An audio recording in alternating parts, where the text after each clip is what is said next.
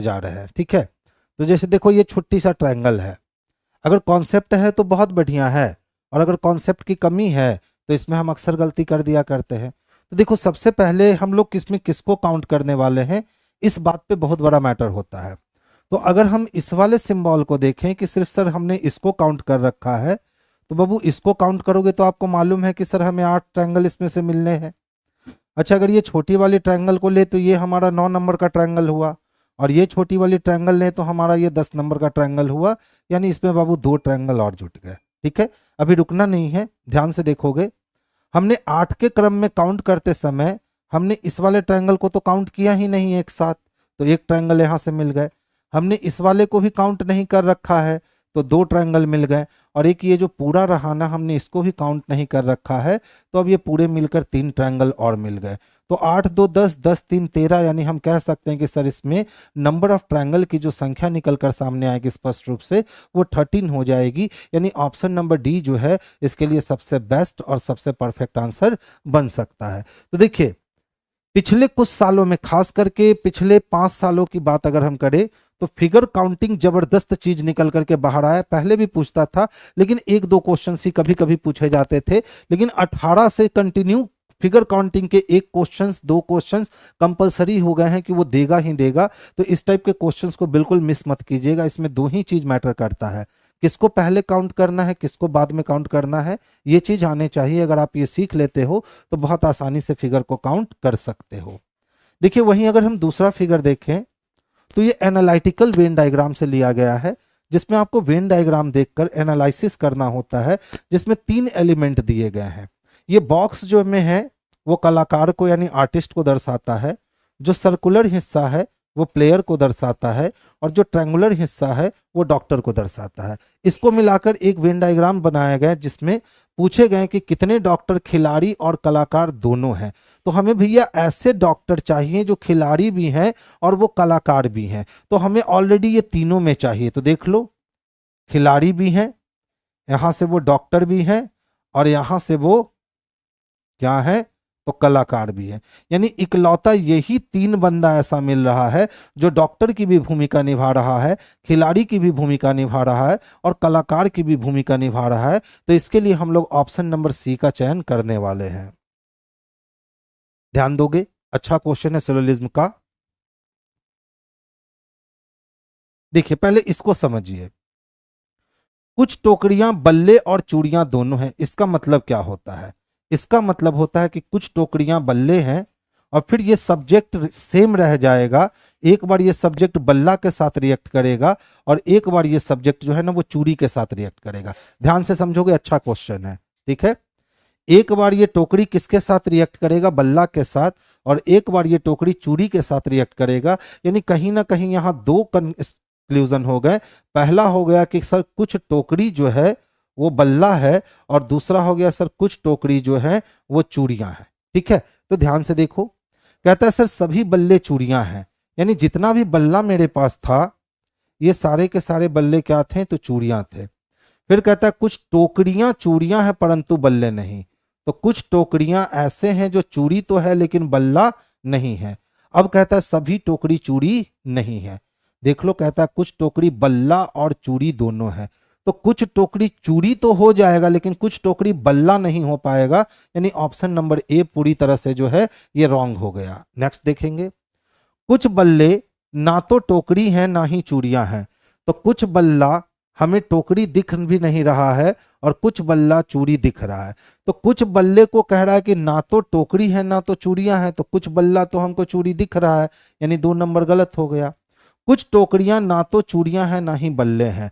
तो देखिए कुछ टोकरी चूड़ी तो दिख रहा है लेकिन कुछ टोकरी बल्ला नहीं दिख रहा है, तो ये गलत हो गया। कुछ चूड़ियां ना तो बल्ले हैं ना ही टोकरियां हैं। तो कुछ चूड़ियां ऐसे हैं ना तो बल्ले दिख रहे हैं और ना तो टोकरी दिख रहे हैं। तो भैया ये भी चौथा नंबर भी हम कह सकते हैं कि कुछ टोकरी ना तो चूड़ी है ना तो बल्ला है, यानी ये भी गलत हो गया। अब सवाल उठता है कि जब 100% केस खोजने गए तो हमारे सारे के सारे कंक्लूजन गलत हो चुके हैं। तो जब 100% केस से सारे कंक्लूजन गलत हो चुके हैं तो अब हमको 50% केस से देखना होगा कि 50% केस से कौन सा क्वेश्चन जो है वो सही हो रहा है। तो ध्यान से देखिएगा, कुछ टोकरियां बल्ले और चूड़ियां दोनों हैं, तो टोकरी का कुछ हिस्सा चूड़ी बन सकता है, लेकिन टोकरी का कुछ हिस्सा बल्ला नहीं बन सकता है, क्योंकि वो बोल दिया है कि परंतु बल्ले नहीं है, यानी यहां दुश्मनी है। तो ये वाली पार्ट खत्म हो गई। दूसरा कहता है कुछ बल्ला ना तो टोकरी है ना तो चूड़ियां है। तो कुछ बल्ला ना तो टोकरी है, तो कुछ बल्ला तो टोकरी हो नहीं सकता, लेकिन कुछ बल्ला तो चूड़ी है, खत्म हो गया। अब तीसरा कहता है कुछ टोकरियां ना तो चूड़ियां हैं ना ही बल्ले हैं। तो ये वाली हिस्सा जो है, ये टोकरी बल्ला भी नहीं हो सकता है, और जब ये टोकरी बल्ला नहीं होगा ये हिस्सा, तो ये हिस्सा चूड़ी भी नहीं होगा, यानी तीसरा सही है। यानी 100% रिएक्शन में हम देखने जाएं तो हमको सारे के सारे गलत करने होंगे, लेकिन अगर 50% वाले रिएक्शन से इस क्वेश्चन को अंजाम दे तो पता चलेगा कि सी नंबर क्वेश्चन जो है, क्वेश्चन का आंसर वो एकदम सही है। तो देखिए कितना खतरनाक क्वेश्चन पूछे गए हैं आपके एग्जामिनेशन में, यानी जिनकी कॉन्सेप्ट प्रॉपर नहीं है वो बच्चे इस क्वेश्चन में फंस जाएंगे। और आप गारंटी के साथ जाकर देखो, अपने मित्र बंधु के साथ इसको शेयर करो, आप देखोगे कि बहुत सारे बच्चे इस क्वेश्चन में फंस रहे हैं। नेक्स्ट देखिएगा। अच्छा देखिए, जल को हम लोगों ने भोजन कह दिया, इसी तरह भोजन को वृक्ष कह दिया, वृक्ष को आकाश, आकाश को कुआं और कुएं को तालाब कह दिया। तो पूछता है सर फल कहाँ मिलेगा? तो हमें मालूम है कि फल तो वृक्ष में मिलते हैं, लेकिन आज हम वृक्ष को क्या कह के संबोधित कर रहे हैं? तो आज हम वृक्ष को आकाश कह के संबोधित कर रहे हैं। तो आंसर हमारा ऑप्शन नंबर सी हो जाएगा। क्या है बाबू रेहान जी? आइदर और जैसे लग रहा है सर। नहीं रे बच्चा, आइदर और नहीं है, आइदर और का कंडीशन ही अलग होता है, उसका तो एकदम रूल है। जब दो निष्कर्ष गलत हो जाएं, दोनों में एलिमेंट सेम हो, एक पॉजिटिव एक निगेटिव हो, हमेशा याद रखना। दो कंक्लूजन गलत हैं, दोनों में एलिमेंट सेम है, एक पॉजिटिव है और एक निगेटिव है, तो कुछ के साथ कुछ नहीं, कुछ के साथ कोई नहीं और सभी के साथ कुछ नहीं। यही तीन क्वेश्चन आइदर और में जा सकते हैं। अच्छा ध्यान से देखोगे तो कहता है सर इस आकृति को पूरी कर दो। तो सोचने वाली बात है कि जब यहां 2 प्लस इधर है तो 2 प्लस इधर है, तो इसी तरह यहां 2 सर्किल इधर है तो इधर भी 2 सर्किल होंगे। अब इसमें प्लस दे रखा है, इसमें प्लस दे रखा है, इसमें सिंगल सर्किल दे रखा है, बस यही इकलौता है जिसमें डबल सर्किल दे रखा है। तो हम लोग डायरेक्ट आंसर किसको लगा लेंगे? तो ए नंबर को लगा लेंगे। ठीक है, डी भी 50% सेटिस्फाइड कर, 100% देखना होगा ना। अच्छा देखिए, ये क्वेश्चन बड़ा खूबसूरत मिला था मुझे। 30 से 40 सेकंड का आप समय ले लो, ठीक है, लेकिन आप मुझे इस क्वेश्चन को सॉल्व करके दिखाओ। बहुत सारे बच्चों से उस समय नहीं बना होगा तो शायद अभी बन जाए। इसको सॉल्व करके दिखाओ, काफी अच्छा क्वेश्चन है एकदम। जो कहते हैं ना कि खूबसूरत सा क्वेश्चन होना, क्वेश्चंस का कॉन्सेप्ट इतना तगड़ा है कि आपको बनाने में बहुत आनंद आएगा। तो आप समय लो। आसित विश्वास जी का कहना है कि सर ए नंबर होगा।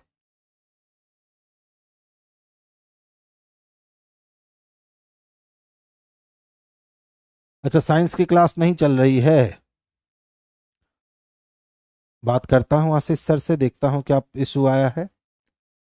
बस एक ही बच्चे आंसर देंगे। आसित जी आपके अनुसार सर ए नंबर आंसर होना चाहिए। चलिए बढ़िया है, बाकी लोग से नहीं बन पाए। बाबू देख, बड़ा अच्छा कॉन्सेप्ट है, ध्यान से समझेगा। अच्छा देखिए तो कितना है? 5 है ना। 5 को अगर हम 4 से गुना कर दे तो 5 चको कितने हो गए? 20 हो गए। और इसमें से अगर -2 कर दे तो कितने हो गए? तो 18 हो गए। आया क्या? अब बोलोगे सर 3 का यूज कैसे करेंगे? सर 3 का यूज कैसे करेंगे? तो ध्यान से देखना 3 का यूज कैसे करेंगे। अच्छा बताओ, अगर ये 3 है, ठीक है, तो 3 में 6 से गुना करने पे 18 आ रहा है, लेकिन 8 में 6 से गुना करने पे 238 नहीं आ रहा है। तो 3 के लिए हम लोग क्या यूज कर सकते हैं? तो 3 में अगर हम 4, 6, 3 का कोई यूज तो मुझे दिख नहीं रहा है, बस 2 ही का यूज करके आंसर दिख रहा है। देख लो 60 है क्या? 60 को अगर हम 4 से गुना करते हैं तो 240 आते हैं, और 240 में से फिर से हम 2 माइनस कर ले तो 238 आ जाएगा क्या? बोलो आ जाएगा। तो इसी तरह से हम 32 का यूज करते हैं, तो 32 को अगर हम 4 से गुना करें, ठीक है, तो देखिए तो 32 चको कितने हो जाएंगे? तो 4 दूना 8 हो जाएंगे, और 3 चको 12, 128 हो जाएंगे। और अगर हमने -2 कर रखा है तो आंसर कितने मिलेंगे, तो 126 आंसर मिलेंगे। यानी ऑप्शन नंबर ए जो है ये सही आंसर है। किसने किसने जवाब दिया था, आतिश ने, सोनी ने, संतोष का बी था, अक्षय का डी था। ठीक है, बढ़िया है। 3, 6 और 8 का यूज क्या कर रहा है मेरे भाई, देखे थोड़ा हम। हाँ मिल गया, देख लो 3 का यूज कर रहा है। अच्छा बताओ, 3 में अगर हम 4 जोड़ देते हैं तो 4 और 3 कितने हो गए। 3 में यदि हम 4 जोड़ दें तो 4 और 3 कितने हो गए, तो 7 हो गए। और 7 में से अगर 2 को माइनस किया तो कितने आ गए, 5 आ गए। मिल गया क्या। अच्छा इसी तरह से हम 6 है ना, 6 में अगर कितने कर दें, 4, तो 6 4 कितने हो जाएंगे, 10, लेकिन 10 में 2 घट के नहीं होगा।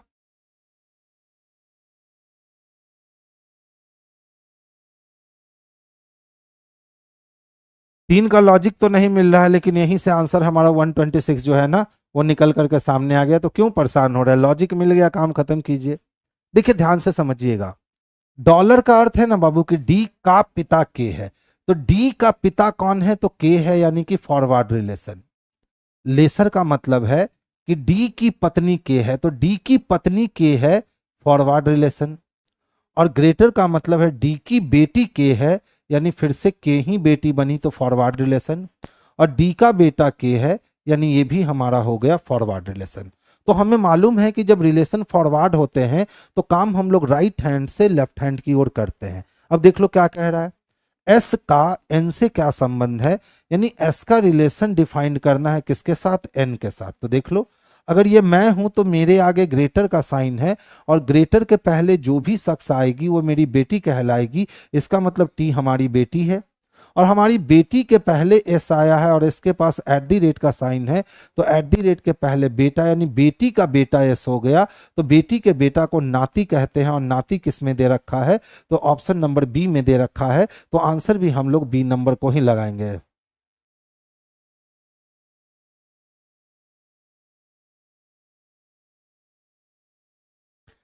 सिक्स नंबर थोड़ा अच्छे से बता, एकदम अच्छे से बता दिए रे बच्चा, एकदम कुछ नहीं करना है। ध्यान से देखिए ना, साफ तो स्पष्ट रूप से दिख रहा है। कितना है, 5 है। बाहर निकालो, किससे गुना करो, 4 से। कितने हो गए, 20 हो गए। माइनस कर दो 2, कितने हो गए, 18 हो गए। कितना है, 60 है। 60 को बाहर निकालो, किससे गुना किया है, 4 से। 4 से गुना कर दो, तो 4 से गुना करोगे तो 240 आ जाएंगे। और कितना घटाया है, 2 घटाया है, तो इसमें भी आप -2 कर दो, तो कितने हो गए, तो सर 238 हो गए। अच्छा देख लो, बीच में कौन है, 32 है। तो क्या करोगे, तो 32 को पकड़ोगे और किससे गुना करोगे, 4 से। तो 32 को 4 से गुना करोगे तो 4 दूना 8 हो गए, ठीक है। और 4 तिहाई 12 हो गए, यानी 128 आया। हर बार कितने माइनस कर रहे हो, 2 माइनस कर रहे हो, तो 2 माइनस कर दो, कितने हो गए, 126 हो गए। हमें आंसर से मतलब है, लॉजिक मिल चुका है, आंसर हमारा ये हो गया, काम खत्म कर लीजिए। नेक्स्ट वन देखिए। अच्छा देखिए, कहता है ना कि अंग्रेजी शब्दकोश में अरेंज करना है। तो क्या है हमारे पास, तो SIN सबसे अधिक दिख रहा है, उसके बाद SO। तो पहले SING को लेंगे, यानी 3 नंबर को लेंगे, उसके बाद 1 को लेंगे। तो देखिए 3 और 1 का कॉम्बिनेशन केवल ए नंबर ऑप्शन में दिख रहा है। इसका मतलब ये सारे के सारे कैंसिल हो गए, और ऑप्शन नंबर ए जो है ना वही हमारे लिए परफेक्ट और बेस्ट आंसर हो गया। 19 जुलाई 2000 को बुधवार था, तो 15 जून 2012 को कौन सा दिन होगा। अच्छा सोचने वाली बात है, 19 जुलाई 2000 की बात कर रहा है और 15 जून 2012 जाने की बात कर रहा है।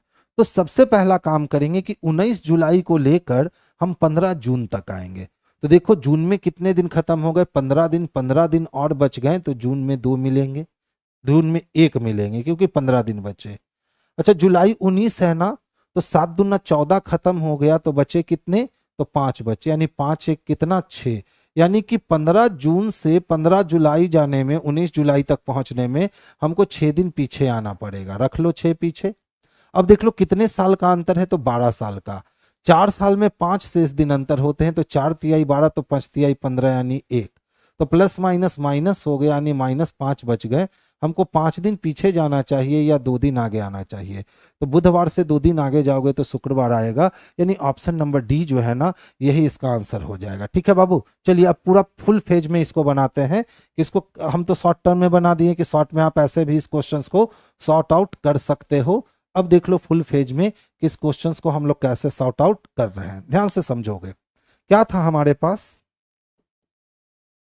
19 जुलाई 2000 का डे दे रखा था, जो किस दिन को पड़ रखा था, तो वेडनेसडे को। हमें जाना कहाँ था, 15 जून को जाना था। वो भी कब जाना था, तो 2012 में जाना था।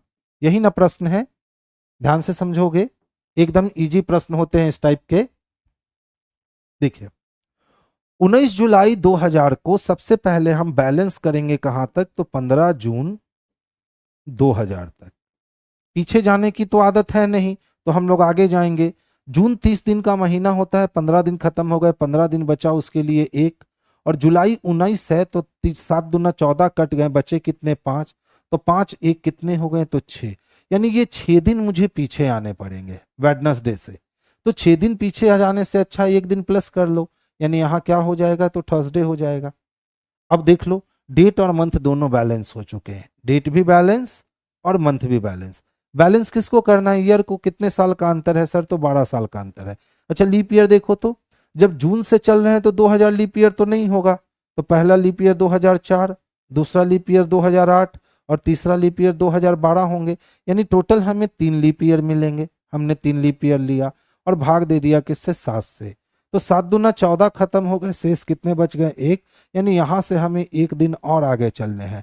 तो थर्सडे से 1 दिन आगे जाएंगे तो कौन सा मिलेगा, तो शुक्रवार मिलेगा। शुक्रवार हमारा किस में दे रखा है, तो ऑप्शन नंबर डी में दे रखा है। यही जो काम हमने यहां किया ना, वही सेम काम हमने यहां बस इतने छोटे से काम में कर लिया, तो हमने क्वेश्चंस को आसानी से बना लिया। अब सवाल यही बनता है कि बाबू यहाँ पे करना है इतना काम कि करना है आपको इतना काम। तो इतना काम करने के लिए बड़ा ही आसान होगा।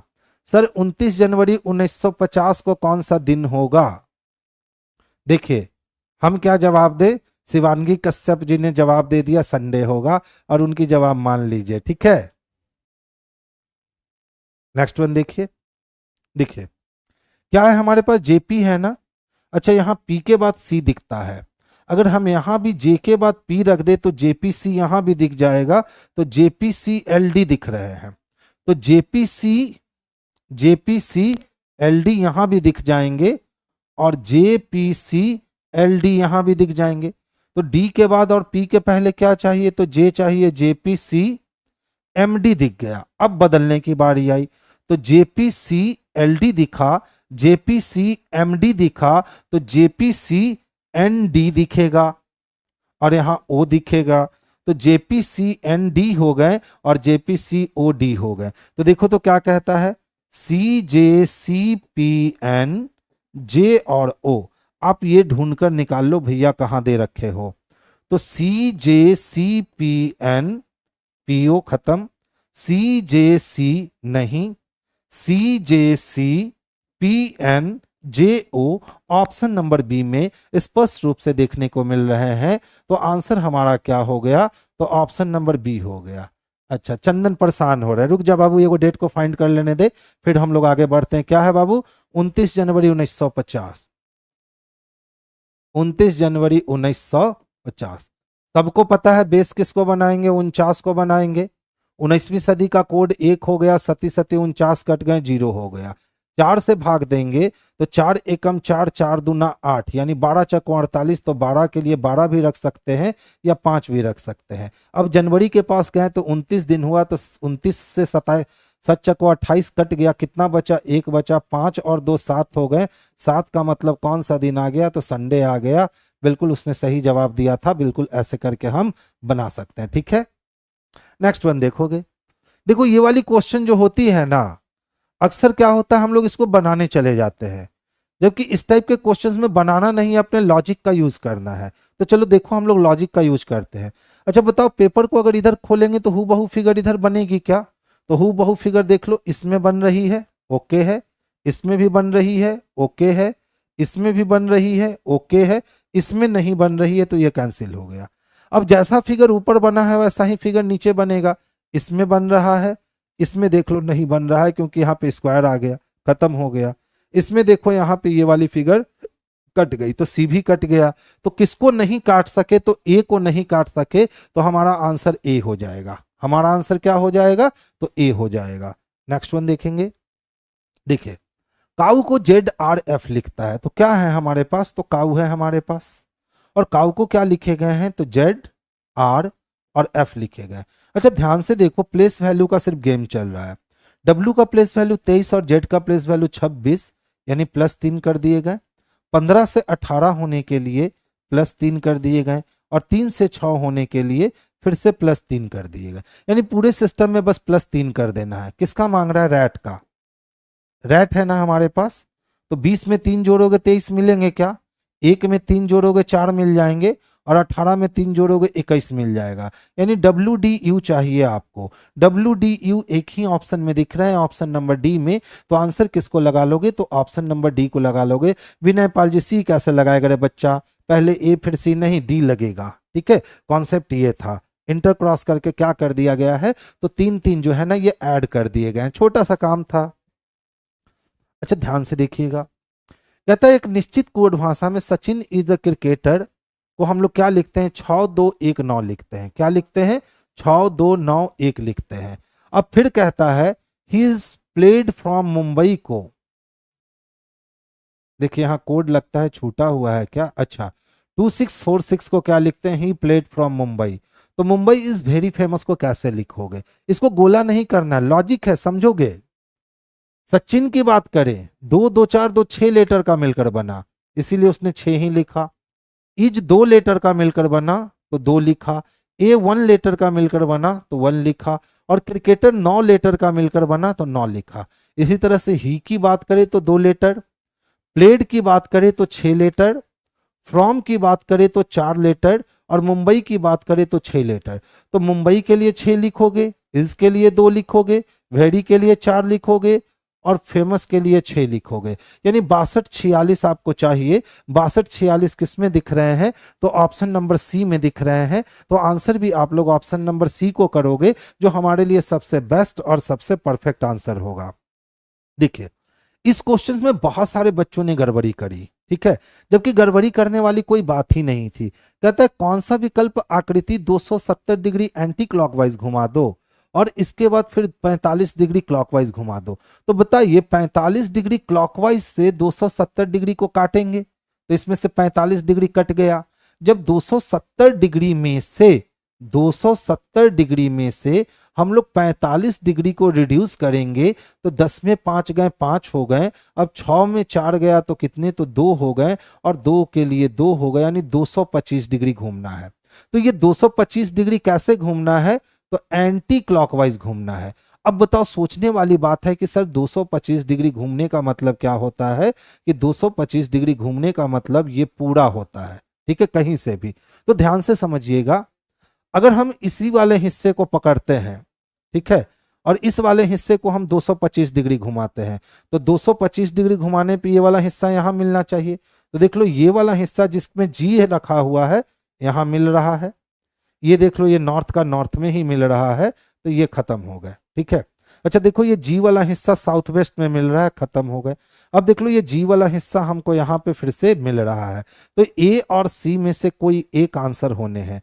अब दोनों में अंतर कहां पे है आप ये पता करने की कोशिश करो, तो ध्यान से देखना दोनों में अंतर कहां है।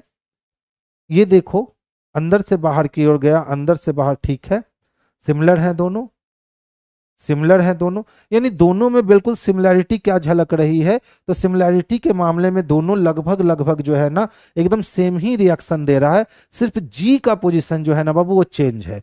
तो ध्यान से समझोगे जी के पोजीशन को, अभी जी कहां देख रहा है ये मैटर करता है। तो देख लो जी अभी इस वाले हिस्से पे देख रहा है, और यहां से अगर हम 225 डिग्री जाएंगे तो जी मेरा इस वाले हिस्से पे देखने लगेगा। इसका मतलब है कि जी इस तरह से रिएक्ट करेगा, और इस तरह से जी डी में रिएक्ट नहीं कर रहा है। तो ऑप्शन नंबर डी हमारा कैंसिल हो गया, और ऑप्शन नंबर ए हमारे लिए बच गया। यानी जिन्होंने थोड़ी सी सावधानी नहीं बरती वो सीधा आंसर डी को लगा सकते हैं। और जिन्होंने सावधानी बरत दी कि सर जी का भी तो पोजीशन एंटी क्लॉक 1 to 25 जाने पे चेंज होगा, तो ये बिल्कुल काम खत्म हो गया। सर 280 होगा, कैसे 280 होगा रे? 270 में से 45 डिग्री घटा के 180 निकाल दे तो, ठीक है, कभी होगा? बिल्कुल नहीं होगा। नेक्स्ट वन देखेंगे। देखिए 95 विद्यार्थियों की एक कक्षा में सभी विद्यार्थी 3 खेल, कौन कौन है? स्नूकर, शतरंज और टेनिस में से कम एक खेलते हैं। इसका मतलब सबसे पहले आप 3 सर्किल कर लो, ठीक है। एक सर्किल में आप नाम क्या दे दो? तो चेस का नाम दे दो। एक सर्किल में आप टेनिस का नाम दे दो और एक सर्किल में स्नूकर का नाम दे दो। टोटल नंबर ऑफ स्टूडेंट कितने हैं? 95। और कहा कम से कम एक खेल खेलते हैं। इसका मतलब ही हो गया कि 95 में से 95 बंदे किसी न किसी खेल में इन्वॉल्व होंगे, चाहे वो एक खेल में इन्वॉल्व हो, चाहे वो 2 खेल में इन्वॉल्व हो, चाहे वो 3 खेल में इन्वॉल्व हो, लेकिन इन्वॉल्व जरूर होंगे। अब देखो क्या कहता है, 42 विद्यार्थी स्नूकर खेलते हैं। तो केवल स्नूकर की तो बात नहीं करी जा रही है, यानी स्नूकर वाले गोले में टोटल 42 विद्यार्थी होने चाहिए। तो 42 विद्यार्थी क्या करते हैं बाबू? तो स्नूकर खेलते हैं। फिर देख लो क्या कहता है, 49 टेनिस खेलते हैं, यानी टेनिस वाले गोले में मुझे 49 चाहिए। और फिर कहता है सर 43 शतरंज खेलते हैं, तो 43 लोग क्या चेस वाले गोले में चाहिए। अब कहता है कोई भी और केवल 2 खेल खेलने वाले विद्यार्थियों की संख्या 29 है, यानी ये वाला प्लेस, ये वाला प्लेस और ये वाला प्लेस मिला करके एनी 2 खेल, ओनली 2 प्ले, ओनली 2 वालों की संख्या कितनी है? 29। इसको बाहर निकाल कर रखना। 5 विद्यार्थी तीनों खेल खेलते हैं, तो 5 गया इंटरसेक्शन वाले हिस्से में। केवल स्नूकर और शतरंज खेलने वाले विद्यार्थियों की संख्या समान है।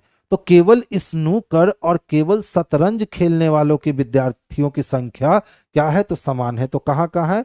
केवल स्नूकर खेलने वाले और केवल शतरंज खेलने वाले की संख्या समान है, यानी जितना लोग केवल स्नूकर खेलेगा उतना ही लोग केवल शतरंज खेलेगा। लेकिन अभी मालूम ही नहीं है कि क्या है। 11 विद्यार्थी केवल स्नूकर और टेनिस खेलते हैं, ठीक है। तो 11 विद्यार्थी केवल क्या करते हैं? तो स्नूकर के साथ साथ वो टेनिस खेलते हैं, लेकिन उनका चेस से कोई लेना देना नहीं है।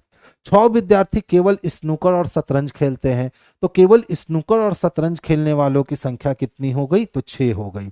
फिर कहता है कितने विद्यार्थी केवल टेनिस खेलते हैं? आपको ये हिस्सा निकालना है कि कितने विद्यार्थी केवल टेनिस खेलते हैं। अब ध्यान से समझोगे, केवल 2 खेल खेलने वालों की संख्या कितनी थी? तो सर 29 थी। केवल 2 खेल खेलने वालों की संख्या 29 थी। हमने 11 लोग को यहां देखा केवल 2 खेल खेलते, और 6 लोग को यहां देखा, यानी हमने टोटल 17 लोगों को देख लिया। तो 29 में से 17 लोगों को हमने 2 खेल खेलते हुए देख लिया। तो 9 में से 7 गए, कितने बच गए? 2, और 2 में से 1 गया 1, यानी अभी भी 12 लोग बचे हुए हैं जो केवल 2 खेल खेलते हैं। तो हमने 12 को यहां प्लेस किया। अब देख लो, इस वाले में तो पूरे 3 के 3 आ गए, इस वाले में भी 3 आ गए और इस वाले में भी 3 आ गए। अब भैया यहाँ टोटल कितने विद्यार्थी होने? 49। 49 में से 12 यहाँ और 11 यहाँ, 12 12 24, यानी 23 लोग को देखा। और 23 और 5 कितने? 28 को देखा। यानी 49 में से टोटल हमने 28 लोगों को देख रखा है। 9 में से 8 गया 1, 4 में से 2 गया 1, यानी 21 लोग और हमें चाहिए जो केवल टेनिस में दिखने वाले हैं।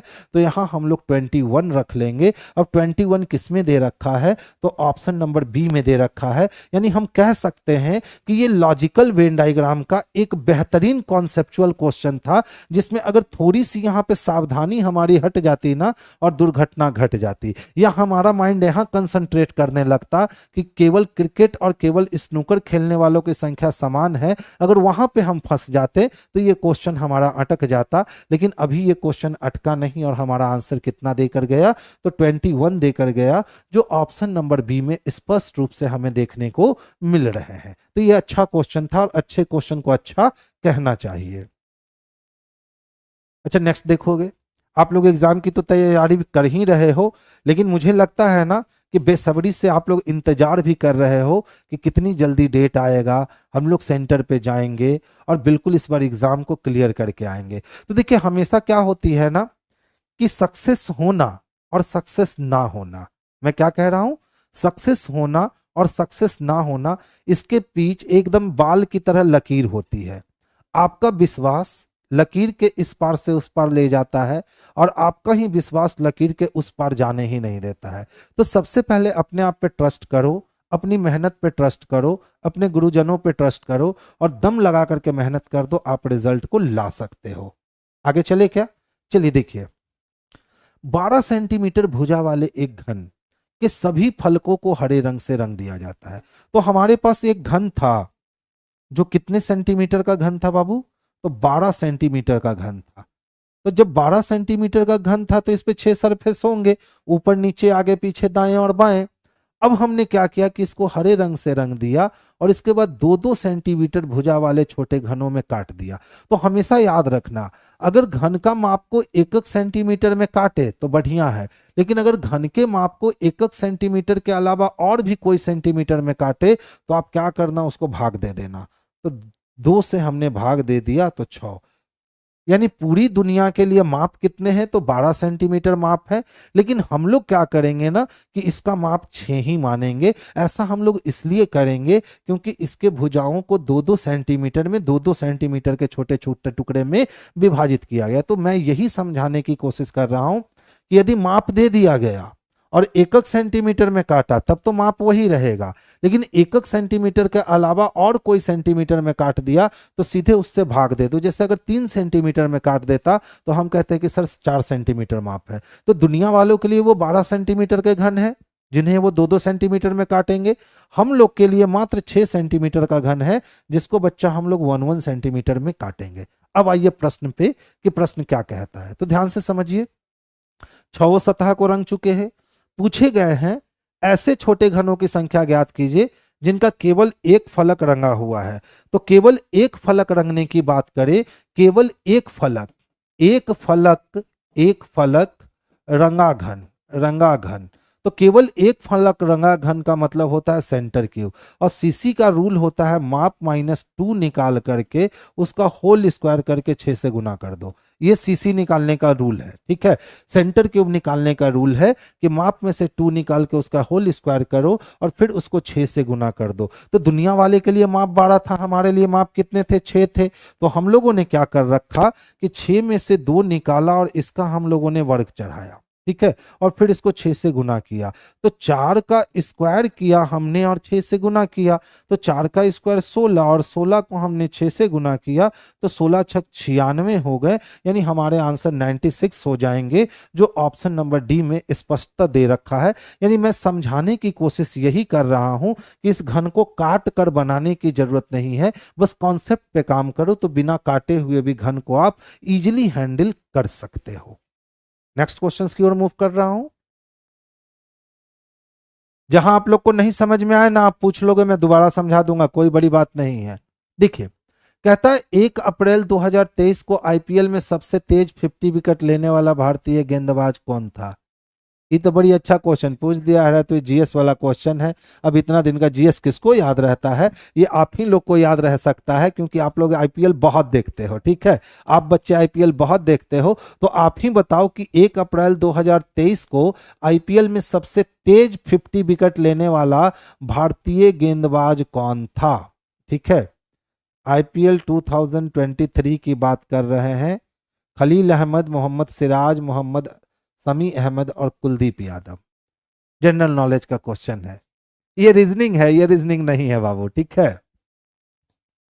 16 नंबर एक बार और से, ठीक है बाबू, 16 नंबर हम एक बार और से समझा देंगे, अंतिम में समझा देंगे, ठीक है। एकदम बिल्कुल काट करके समझा देंगे, बांट करके समझा देंगे कि वहां से वहां कैसे इसको हम लोग तोड़ते हैं।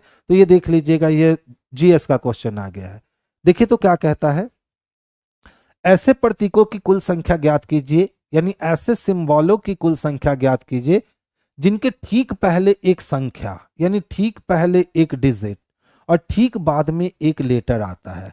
तो सिंबल को ढूंढना बाबू बहुत आसान होता है। सिंबल के पहले डिजिट ना है, काट दो। सिंबल के पहले डिजिट और बाद में लेटर है, रख लो। सिंबल के पहले डिजिट नहीं, काट दो। सिंबल के पहले डिजिट नहीं, काट दो। सिंबल के पहले डिजिट नहीं, काट दो। सिंबल के पहले डिजिट नहीं, काट दो। सिंबल के पहले डिजिट नहीं काट दो, सिंबल के पहले डिजिट नहीं काट दो, सिंबल के पहले डिजिट नहीं काट दो। यानी ये व्यवस्था केवल एक मिल रही है, और एक किस में दे रखा है, तो ऑप्शन नंबर डी में दे रखा है। तो आंसर हमारा क्या हो जाएगा, तो ऑप्शन नंबर डी हो जाएगा। ठीक है, 16 नंबर क्वेश्चन बताना है, मुझे याद है, आप पेशेंस रखिए, मैं 16 नंबर क्वेश्चंस को बिल्कुल दोनों तरफ से बना दूंगा। ठीक है, अच्छा देखिए, सत्यानंद त्रिपाठी जी ने कहा सर पहला मैच खेलते हुए गेंदबाज खलील अहमद ने अपने 50 विकेट पूरे कर लिए थे। अगर ये सही है तो इसका आंसर क्या हो जाएगा, तो खलील अहमद हो जाएगा। चलिए, रीजनिंग के क्लास में जीएस भी देखने को मिल रहा है, अच्छी बात है। और चलिए, आज एक नॉलेज भी हो गया कि अब कोई भी पूछेगा कि सर 2023 में आईपीएल में कौन सबसे पहला 50 विकेट पूरा किया था, तो अब याद रहेगा मुझे कि खलील अहमद ने ये पूरा किया था। आप कभी भी पूछ सकते हो, मुझे याद रहेगा, क्योंकि क्लासरूम से गुजर गया ना, तो याद रहेगा। अच्छा देखिए, तो अच्छा क्वेश्चन है, ध्यान से देखिएगा। अगर हम 6 को 4 से गुना करें तो 6 4 के 24 होंगे क्या, और इसमें अगर हम एक जोड़ लेते हैं तो मुझे 25 मिल जाएंगे। इसी तरह अगर हम 9 को 3 से गुना करते हैं तो 9 तिया 27 मिलेंगे, और 27 में अगर हम एक जोड़ लेते हैं तो मुझे 28 मिल जाएगा ना। यानी फर्स्ट और लास्ट को आपस में गुना कर कर उसमें एक जोड़ देने हैं। तो देखिए, तो 14 चक्को 56 और प्लस 1 57, खत्म हो गया। 6 तिया 18 प्लस 1 19, खत्म हो गए। 12 8 96 प्लस 1 97, खत्म हो गया। 7 तिया 21 प्लस 1 22 बन गया। यानी कि 7 को हमने 3 से गुना किया तो 7 तिया 21 हो गए, और प्लस 1 कर लिया तो 22 हो गए। यानी ऑप्शन नंबर डी जो था, ये हमारे लिए सबसे परफेक्ट और सबसे बेस्ट आंसर था।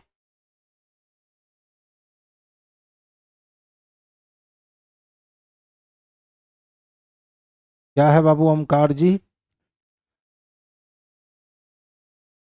चमनपुरा गोह रेलवे JEE में मैकेनिकल का बैच है सर। मैकेनिकल के बैच के लिए आपके चल रहे हैं क्लासेस, यहाँ आप देख लोगे। ठीक है, तो ऑनलाइन बैचेस मिलेगी, ऑफलाइन बैचेस नहीं मिलेगी। देखो, ध्यान से समझोगे, तर्क देना है यानी आर्ग्यूमेंट देना है, और हमें पता है कि आर्ग्यूमेंट में हम लोग रीजन देते हैं। आर्ग्यूमेंट में हम लोग क्या करते हैं, तो रीजन देते हैं। देख लो क्या कहता है। इस वर्ष ओडिशा में बाढ़ की वजह से फसलों को व्यापक नुकसान हुआ है। तो ओडिशा में बाढ़ आ गए, और बाढ़ आने के कारण बहुत सारे फसल क्या हो गए, बह के बर्बाद हो गए या सर गल गए, तो व्यापक नुकसान हुआ है। अब कहता है सर तर्क बताओ।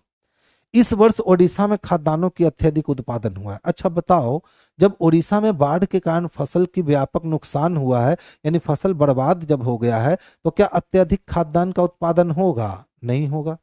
इस वर्ष ओडिशा में फसल बीमा दावों की संख्या में काफी वृद्धि हुई है। बिल्कुल होगी, क्योंकि पहले किसान नहीं करते थे, लेकिन अब किसान भी समझदार हो गए हैं। वो लोग क्या करते हैं कि अपने फसल का बीमा करवा लेते हैं। ठीक है, तो कहा कि सर रीजन क्या रहा इस चीज के होने का, तो इस वर्ष ओडिशा में बाढ़ की वजह से फसलों को व्यापक नुकसान हुआ। तो जिन लोगों ने इंश्योरेंस कंपनी में अपने फसल का इंश्योरेंस करवा रखा था, क्योंकि उनकी फसल बर्बाद हो गई, तो फिर बीमा कंपनी वालों का दावा जो है वो बढ़ेगा। तो वही कहा कि इस वर्ष ओडिशा में फसल बीमा दावों की संख्या में क्या हो गई, वृद्धि हो गई। जैसे हमने बीमा करवा रखा था, मान लो हम कृषक हैं और हमने बीमा करवा रखा था, बाढ़ आ गया, बाढ़ की पानी ने फसल को बर्बाद कर दिया। तो बीमा चूंकि हमने करवा रखा था, तो अब फसल में जितने नुकसान हमें होंगे उसका अधिकांशतः हिस्सा नुकसान की भरपाई कौन करेगा, तो बीमा कंपनी करेगा। यानी ऑप्शन नंबर 2 बिल्कुल सही कह रखा है। तो देखिए, तो तर्क 2 समर्थन करता है, किसमें है, तर्क 1 समर्थन नहीं करता, जबकि तर्क 2 समर्थन करता है। ऐसी स्थिति हमें ऑप्शन नंबर डी में स्पष्टता देखने को मिल रही है। तो आंसर ऑप्शन नंबर डी हो जाएगा। अच्छा, उल्टा क्लिक कर दिए। 16 नंबर क्वेश्चन बतलाना है, दोबारा अच्छे से याद रखिएगा आप लोग। अगर मैं भूल जाऊं ना, आप याद दिलवा दोगे। देखिए क्या कहता है, ABCDEF 6 व्यक्ति हैं, ABC और F पुरुष है। देखो ये इस तरह से बनता है, ABCDE और F। कितने पुरुष हैं? 6 पुरुष हैं। अब कहता है ABC और F, ABC और F ये पुरुष है, इसका मतलब अन्य 2 जो बच गई वो महिलाएं हैं। फिर कहता है एक ही लंबाई 5.2 फीट है, तो 5.2 फीट है। बी की लंबाई 5.7 फीट है, बी की लंबाई 5.7 फीट है, सी की लंबाई 5.9 फीट है। बहुत बढ़िया। फिर कहता है एफ की लंबाई 6, ई की लंबाई 6 फीट है, ई की लंबाई 6 फीट है। अच्छा, एफ की लंबाई 6.1 है, एफ की लंबाई 6.1 है। डी और एफ नाम, डी और एफ को नमक पसंद है। अब डी और एफ को क्या पसंद है? तो नमक पसंद है। ठीक है, डी और एफ को नमक पसंद है। फिर क्या कहता है? 5.5 फीट से अधिक लंबाई वाले व्यक्ति काले वस्त्र पहनते हैं। तो 5.5 से अधिक लंबाई वाले व्यक्ति काले वस्त्र पहनते हैं। तो 5.5 से ये भी ज्यादा है, काला पहनेगा। ये भी ज्यादा है, काला पहनेगा। ये भी ज्यादा है, काला पहनेगा। और ये भी ज्यादा है, काला पहनेगा। देखिए अभी डी का वैल्यू क्रिएट नहीं हुआ है क्योंकि डी के बारे में कुछ बताया नहीं गया है। फिर क्या कहता है? और अन्य व्यक्ति सफेद वस्त्र पहनते हैं। यानी बाकी जो भी व्यक्ति बच गए वो कैसा वस्त्र पहनने वाले हैं? तो वो सफेद वस्त्र पहनने वाले, यानी दो ही लोग हैं। इसमें से किस पुरुष ने चीनी पसंद है जो काले वस्त्र नहीं पहनता? ठीक है, तो अब पुरुष चाहिए जिसको क्या पसंद है? चीनी पसंद है, लेकिन वो कैसा वस्त्र नहीं पहनता? तो काला वस्त्र नहीं पहनता। तो देखिए, एक पुरुष, दो पुरुष, तीन पुरुष और चार पुरुष था। और चारों पुरुष के बारे में था कि चार पुरुष में से ये भाई साहब काला वस्त्र पहन लिए, ये काला वस्त्र पहन लिए और ये काला वस्त्र पहन लिए। यानी ये इकलौता है जिसने काला वस्त्र नहीं पहना है। और चूंकि इसको नमक पसंद है तो इसको नमक नहीं पसंद होगा, यानी इसको चीनी पसंद होगा। तो हम लोग ऑप्शन में किसका चयन करेंगे? तो ऑप्शन नंबर डी का चयन करेंगे। यहां कहीं नहीं बताया गया था कि कोई चीनी अच्छा, कहा गया था ए बी सी और ई को चीनी पसंद है। तो ए बी सी और ई को क्या पसंद है? ए बी सी और ई को चीनी पसंद है। तो आंसर क्या हो गए? ए हो गए। अच्छा क्वेश्चन था। देखिए, एक कक्षा में राजीव ने सिर्फ से 14 स्थान प्राप्त किया और वत्सला ने नीचे से 32वां स्थान प्राप्त किया। कक्षा में राजीव और वत्सला के बीच में 12 विद्यार्थी थे। छात्रों की अधिकतम संभव संख्या कितनी होगी? तो ध्यान से समझिएगा, जब भी प्रश्न में राइट दिया गया हो, लेफ्ट दिया गया हो और बिटवीन दिया गया हो, जैसे शीर्ष दिया गया यानी लेफ्ट दिया गया, नीचे से यानी बॉटम दिया गया यानी राइट दिया गया, और बिटवीन दिया गया, तो हमेशा याद रखिएगा अगर राइट और लेफ्ट से बिटवीन बड़ा हो तो एक ही आंसर निकलेगा, तीनों को जोड़ देना है, मैक्सिमम वैल्यू। लेकिन राइट और लेफ्ट से बिटवीन छोटा हो तो दो आंसर निकलेगा, एक मैक्सिमम वैल्यू और एक मिनिमम वैल्यू। यहाँ क्वेश्चन में डिमांड करी जा रही है अधिकतम संभावना कितनी हो सकती है। तो मैक्सिमम वैल्यू निकालने के लिए बड़ा आसान सा रूल होता है, right plus left plus between. क्या होता है? Right plus left plus between. तो देख लो, सबको जोड़ दो, 14 को जोड़ दो, 12 को जोड़ दो और 32 को जोड़ दो, आपके आंसर मिल जाएंगे। तो 4 2 6, 6 2 8 हो गए, 3 1 4, 4 1 5 हो गए, यानी टोटल 58 लोग हैं। ऑप्शन नंबर डी इसके लिए परफेक्ट आंसर हो गया। तो हमेशा मेरी ये तीन बातें याद रखिएगा, यदि राइट दिया गया, लेफ्ट दिया गया, बिटवीन दिया गया तो टोटल निकलवाएगा। यदि राइट और लेफ्ट से बिटवीन बड़ा है तो टोटल एक ही निकलेगा, तीनों को जोड़ दो। अगर राइट या लेफ्ट दोनों में से किसी एक से बिटवीन बड़ा और एक से बिटवीन छोटा है तब भी टोटल निकालने के लिए तीनों को जोड़ दो। और यदि राइट और लेफ्ट दोनों से बिटवीन छोटा है तो यहाँ दो आंसर आएंगे, एक मैक्सिमम वैल्यू और एक मिनिमम वैल्यू। तो मैक्सिमम निकालने के लिए क्या करेंगे कि right plus left plus between कर लेंगे। अब देखिए सवाल अच्छा है सर, मिनिमम निकालने के लिए क्या करोगे? तो मिनिमम निकालने के लिए क्या करेंगे कि राइट और लेफ्ट को जोड़ लेंगे और उसमें से बिटवीन में दो जोड़ करके अगर माइनस कर देंगे तो यहां जो वैल्यू आएगा वो मीन वैल्यू आएगा। याद रखोगे? ठीक है, राइट और लेफ्ट में जोड़कर बिटवीन में दो जोड़कर अगर माइनस कर दिया तो यहां से मिनिमम वैल्यू आ जाएंगे। तो मैक्सिमम और मिनिमम दोनों की जानकारी आपको मिल गई। ये कैसे पता चलेगा कि जिसमें दो आंसर आने हैं? तो राइट और लेफ्ट से बिटवीन छोटा होगा, याद रखोगे, राइट और लेफ्ट से बिटवीन छोटा होने पर दो आंसर प्राप्त होते हैं, याद रखोगे। राइट और लेफ्ट से बिटवीन क्या होने पर, छोटा होने पर कितने आंसर प्राप्त होते हैं, तो 2 आंसर प्राप्त होते हैं। पहला क्या, मैक्स, और दूसरा क्या, मीन। मैक्स इक्वल टू पूछे तो, मैक्स इक्वल टू पूछे तो right plus left plus between कर लेना, और मीन इक्वल टू पूछे तो राइट प्लस लेफ्ट और माइनस बिटवीन प्लस 2 कर लेना। बस यही 2 टाइप का क्वेश्चन इसमें पूछता है। आप आज के बाद इस क्वेश्चन में कभी नहीं भूलोगे, बिल्कुल आसानी से इस क्वेश्चन को सॉर्ट आउट कर सकते हो। यानी अगर ऐसे क्वेश्चंस के लिए आप लाइन खींच रहे हो, इसका मतलब आपने अच्छे से पढ़ाई नहीं कर रखी है, और अगर आपने अच्छे से पढ़ाई कर रखी है तो आप इस क्वेश्चंस के लिए लाइन कभी खींचोगे ही नहीं। तो याद रखोगे, राइट और लेफ्ट से बिटवीन छोटा होने पर 2 आंसर मिलते हैं, एक मैक्स वैल्यू और एक मीन वैल्यू।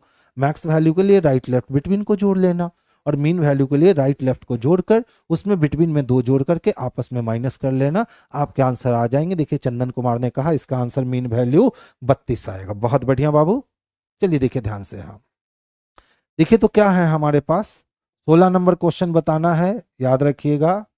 टेबल, टी का अपोजिट जी होता है, ए का अपोजिट जेड होता है, बी का अपोजिट वाई होता है, एल का अपोजिट ओ और ई का अपोजिट भी। बोलो होता है। जी के लिए हम लोग 7 लिखते हैं, जेड के लिए 26 लिखते हैं, वाई के लिए 25 लिखते हैं, ओ के लिए 15 लिखते हैं और भी के लिए 22 लिखते हैं। कहानी खत्म हुई, कहानी खत्म हुई। अब देख लो तो किसका चाहिए हमको, चेयर का चाहिए, चेयर का चाहिए। तो सी का अपोजिट एक्स होता है, एक्स के लिए 24, एच का अपोजिट एस होता है, एस के लिए 19, ए का अपोजिट जेड होता है, जेड के लिए 26, आई का अपोजिट आर होता है, आर के लिए 18, आर का अपोजिट आई होता है, आई के लिए 9। 24 19 26 चाहिए, 24 19 26, 19 18 कह रहा है, 24 नहीं है, 24 19 26 18 9, ऑप्शन नंबर ए आंसर हो गया, ऑप्शन नंबर ए आंसर हो गया। नेक्स्ट देखोगे, देखिए ढेर सारे पॉइंट दिए गए हैं, तो जब भी ढेर सारे पॉइंट दिए जाए ना तो फिगर को ड्रॉ करो, वो ज्यादा बेटर होता है। एम एफ से 85 मीटर दक्षिण पश्चिम में है, तो जहां भी एफ होगा उसके दक्षिण पश्चिम में 85 मीटर पे चलने पर कौन मिलेगा, तो एम मिलेगा। यदि सी एफ के 85 मीटर दक्षिण पूरब में है, तो सी एफ के कहाँ है, तो 85 मीटर दक्षिण पूरब में है। तो पूछता है सी एम के सापेक्ष में किस दिशा में है, तो एम के रिस्पेक्ट में अगर सी को ढूंढने जाएंगे तो मुझे ईस्ट डायरेक्शन में जाना पड़ेगा, तो आंसर हमारा बाबू ईस्ट हो जाएगा, आंसर पूरब हो जाएगा, जो ऑप्शन नंबर सी में स्पष्ट रूप से दे रखा है। नेक्स्ट वन देखोगे, देखिए 6 सहकर्मी एक कार्यालय में एक साथ कार्य करते हैं, टेड आन से छोटा है, यानी 6 लोगों की बात कर रहा है। तो कोई टेड है, ठीक है, जो किससे छोटा है, तो आन से छोटा है। कहता है एली रिक्की से बड़ा है, तो कोई एली है जो किससे बड़ा है, तो रिक्की से बड़ा है। चलिए आगे चलते हैं। स्टुअर्ट टेड से बड़ा है, अब स्टुअर्ट कोई है, टेड से बड़ा कौन है, तो स्टुअर्ट है। फिर कहता है टेड की आयु एली के बराबर है, अब टेड की आयु किसके बराबर है, तो एली के बराबर है, यानी ये दोनों सेम है। फिर क्या कहता है, रिकी वेरोनिका से छोटा है, अब रिकी जो है वो किससे छोटा है, तो वेरोनिका से, वेरोनिका से छोटा कौन है, तो रिकी है। कहता है उपर्युक्त जानकारी के आधार पर निम्नलिखित में से कौन सा विकल्प सही नहीं है। अच्छा देखिए क्या कहता है, वेरोनिका टेड से छोटी है, वेरोनिका टेड से छोटी है, तो जब टेड और एली बराबर साइज के हैं और रिक्की एली से छोटा है, यानी टेड से छोटा रिक्की है, और रिक्की से बड़ा कौन है, तो वेरोनिका है। तो हम तय नहीं कर सकते हैं कि वेरोनिका जो है वो एली और टेड से बड़ी है कि छोटी है कि बराबर है। ठीक है, दूसरा देखिए, रिक्की टेड से बड़ा है, तो रिक्की तो टेड से बड़ा हो ही नहीं सकता, यानी यह विकल्प कभी भी सही नहीं हो सकता, क्योंकि रिक्की जो है वो टेड से क्या है, छोटा है। हमसे पूछे गए थे कि उपर्युक्त जानकारी के आधार पर निम्नलिखित में से कौन सा विकल्प सही नहीं है, तो यही विकल्प सही नहीं है, क्योंकि रिक्की टेड से क्या है, छोटा है, और यहाँ कह रहा रिक्की टेड से बड़ा है, तो यही विकल्प सही नहीं है। तो आंसर हमारे ऑप्शन नंबर बी जो है आंसर हो गया। सर आज ये क्वेश्चन एलपी टेस्ट में आया था। अच्छा, आज ये वाली क्वेश्चन एलपी टेस्ट में आई थी। कोई नहीं, हम भी प्रीवियस पेपर से ही चयन करते हैं और वहाँ भी चयन प्रीवियस पेपर से ही होता है। तो कभी कभी टकरा जाए तो उसका बुरा मत माना कीजिएगा, क्योंकि आज क्वेश्चन बड़े अच्छे अच्छे हैं। अभी तक जितने भी क्वेश्चन दिया हूं, आज टोटल के टोटल क्वेश्चन जो है वो काफी अच्छे जा रहे हैं। यानी एकदम बैलेंस सेट जिसको कहते हैं, मॉडरेट सेट जिसको कहते हैं, वो है। देखिए, यदि ए बी का भाई है तो पूछता है भैया कौन सा सही है। जब कौन सा सही है तो पूछ रहा है डी सी से किस प्रकार संबंधित है, यानी डी का रिलेशन उजागर करना है किसके साथ जोड़कर, सी के साथ जोड़कर। देखिए, तो अगर मैं सी हूं तो बी मेरे पिताजी हो गए और मेरे पिताजी के ए भाई हो गए यानी मेरे चाचा हो गए, और डी ए यानी चाचा की पत्नी है डी, तो डी मेरी चाची लग जाएगी, यानी डी सी की चाची लगेगी। तो किस में दे रखा है, सी में दे रखा है, चाची, मामी, मौसी और बुआ। ठीक है, ध्यान से देखिएगा क्या कहता है। ए बी का भाई है तो ए भाई है यानी लड़का है, किसका भाई है तो बी का भाई है। अब कहता है बी सी का पिता है तो बी पिता है, किसका पिता है, सी का पिता है। और डी ए की पत्नी है तो डी किसकी पत्नी है तो ए की पत्नी है।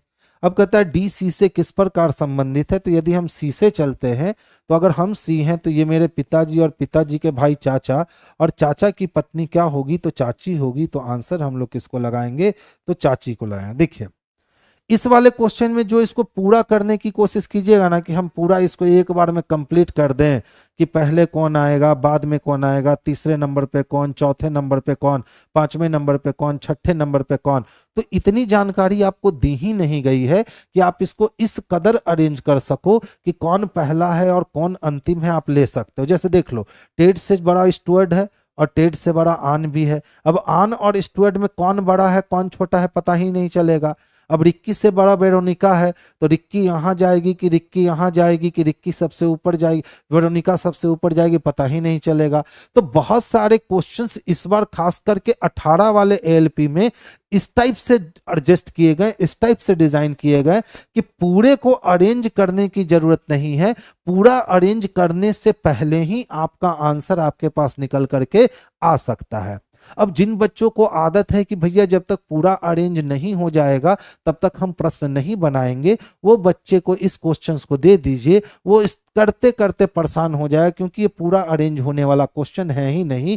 टेड के ऊपर आन भी है और टेड के ऊपर स्टुअर्ट भी है, कौन ऊपर कौन नीचे हम कहीं नहीं सकते हैं।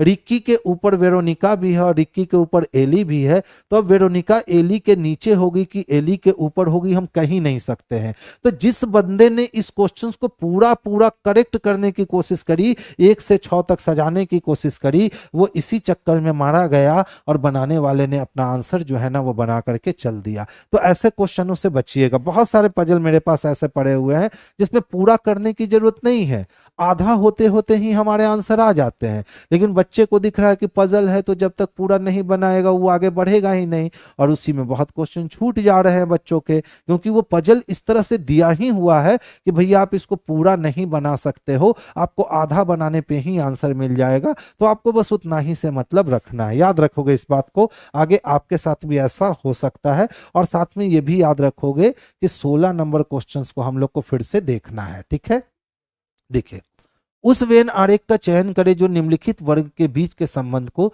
सबसे अच्छे रूप में निरूपित करता है। क्या है बाबू, मोबाइल फोन, इंटरनेट और वेब मेल। तो देखिए, ये पूरी इंटरनेट हो गई और वेब मेल जो है ना वो पूरा का पूरा इंटरनेट का ही हिस्सा है।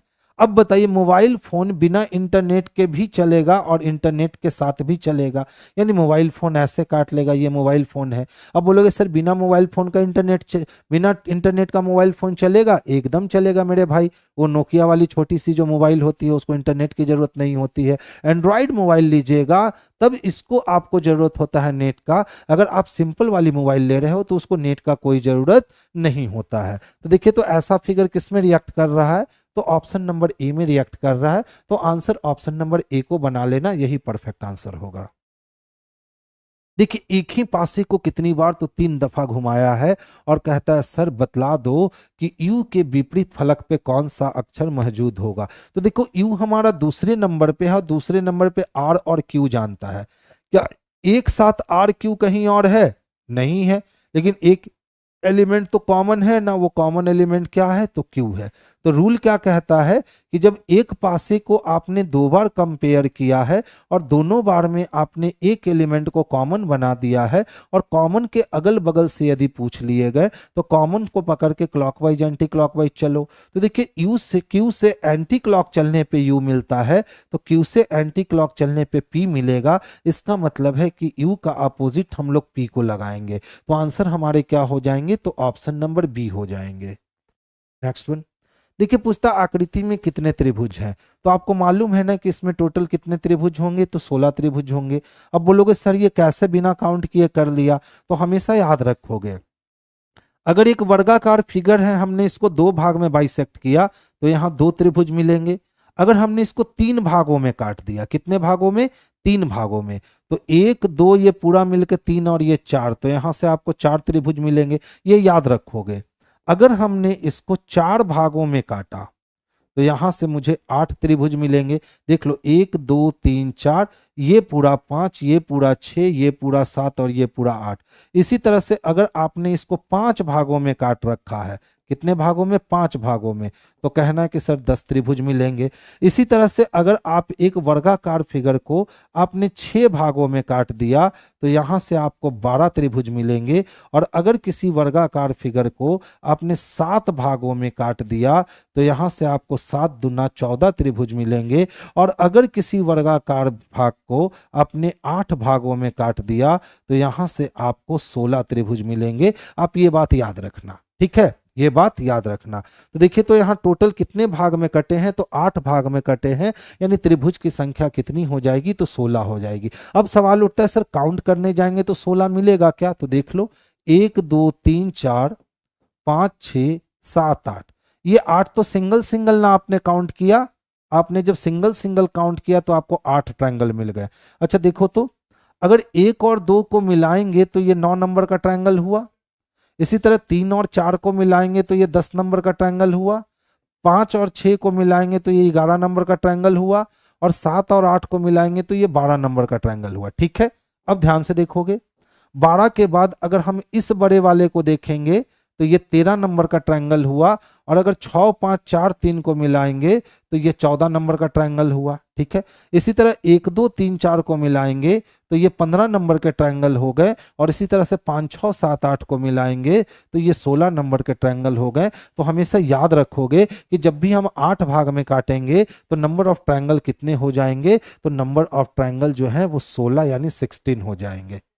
देखिए, इसमें पूछता है कितने त्रिभुज है, तो देखिए, एक दो यहां भी, एक दो यहां भी, एक दो यहां भी, एक दो यहां भी, एक और दो यहां भी। तो सबसे पहले जहां जहां एक दो किया है ना, पहले उसकी बात करते हैं। तो देख लो, यहां से मुझे 3 त्रिभुज मिलेंगे, यहां से भी मुझे 3 त्रिभुज मिलेंगे, और यहां से भी मुझे 3 त्रिभुज मिलेंगे। तो 3 तिहाई 9 हो गए। और यहां से मुझे 3 त्रिभुज मिलेंगे, तो 9 3 कितने हो गए, तो 12 त्रिभुज मिल गए। अब 12 के बाद देख लो, 3 त्रिभुज यहां से मिलने हैं, तो 12 और 3 कितने हो गए, 15। 15 के बाद देखोगे तो 3 त्रिभुज यहां से मिलेंगे, तो 15 3 कितने हो गए, तो 18। 18 के बाद ये एक रहा छोटा वाला 19, और ये एक रहा छोटा वाला 20। अब इसके अलावा आप कहीं भी त्रिभुज खोदने जाओगे तो आपको त्रिभुज नहीं मिलने वाला है, यानी त्रिभुज की संख्या कितनी दे रखी है, तो इसमें नंबर ऑफ ट्रायंगल जो है वो 20 दे रखे हैं। नंबर ऑफ ट्रायंगल कितने हैं, तो 20 है।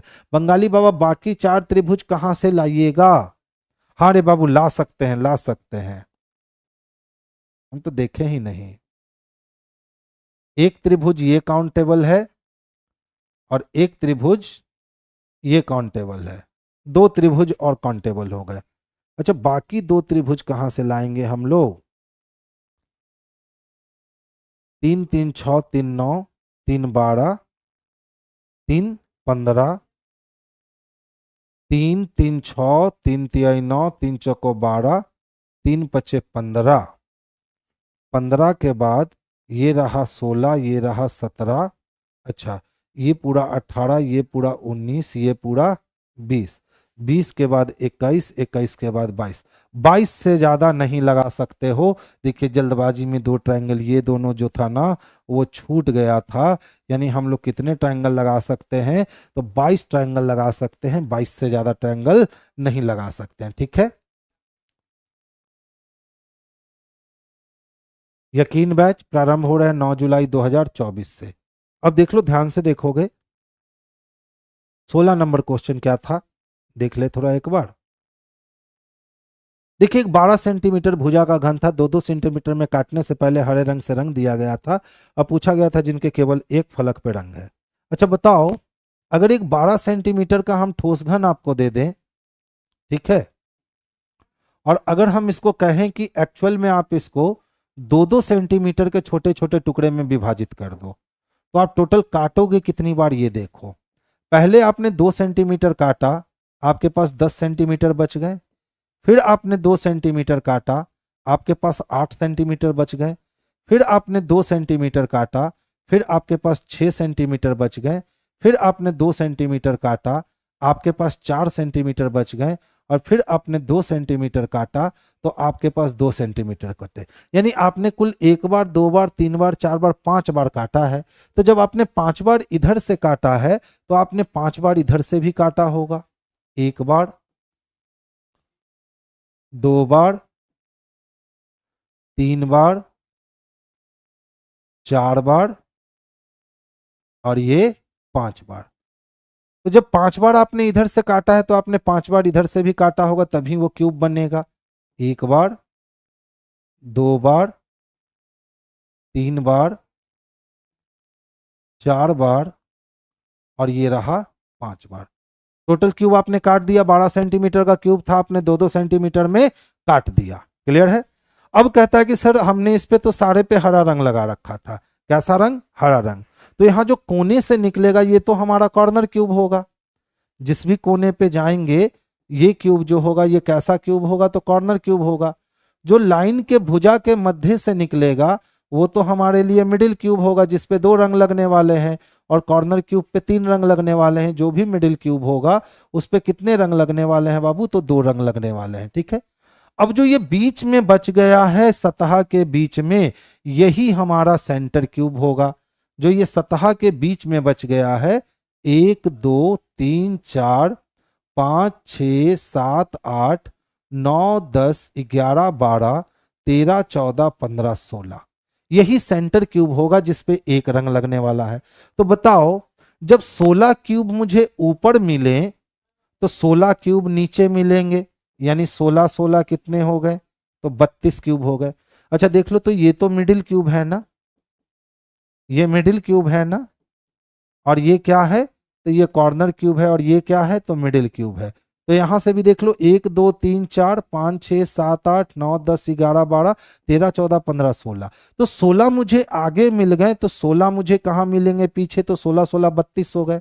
अब देख लो, ये कॉर्नर क्यूब रहा और ये मिडिल क्यूब है।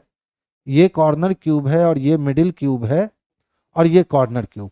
तो ये भी कितना? 1 2 3 4 5 6 7 8 9 10 11 12 13 14 15 16। तो 16 मुझे दाएं मिले तो 16 मुझे बाएं मिलेंगे, यानी ये भी 32 मिले और ये भी 32 मिले। तो 32 32 कितने हो गए? तो 96 हो गए। हो गए ना। अब एक आदमी इतना काम करने के बाद वो कह रहा है कि सर आंसर कितना आएगा? तो 96 आएगा। जबकि एक आदमी कह रहा है सर 12 सेंटीमीटर का घन था और 2-2 सेंटीमीटर में काटा गया है, तो हमने भाग दे दिया तो हमारे पास माप कितने हो गए? 6 सेंटीमीटर। अब सीसी बराबर सर होता है माप -2 का होल स्क्वायर और गुने 6 होता है। तो माप कितने हैं हमारे लिए? 6। उसमें से हमने 2 निकाल करके इसका होल स्क्वायर किया, गुना 6 से किया। तो 4 का स्क्वायर और गुना हमने 6 किया, तो 4 का स्क्वायर 16 गुना 6 किया तो कितने हो गए? तो 96 हो गए।